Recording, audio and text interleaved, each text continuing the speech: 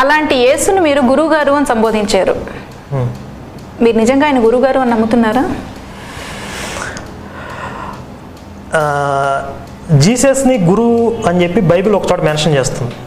అంటే జీసస్ చెప్తాడు, భూమి మీద ఎవరికి గురువు అని పేరు పెట్టొద్దు, మీ అందరికి ఒక్కడే గురువు ఆయన క్రీస్తు.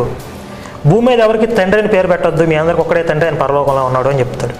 అంటే మీ అందరికీ గురువు క్రీస్తు. అది ఇశ్రాయేలుతో చెప్పాడు, మనందరికీ కాదు. కానీ సనాతన ధర్మం నాకేం నేర్పిందంటే,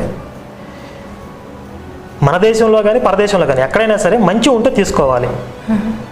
పగవాడైనా సరే శత్రువైనా సరే మంచి చెప్తే తీసుకోవాలి. ధర్మం ఉంటే దాన్ని ఆమోదించాలి. ఇది నాకు హిందూ ధర్మం నేర్పుతుంది.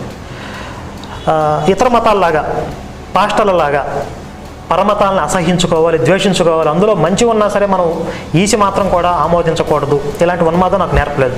ఆ కోణంలో చూసినట్లయితే జీసస్లో కూడా నాకు కొన్ని ఆదర్శవంత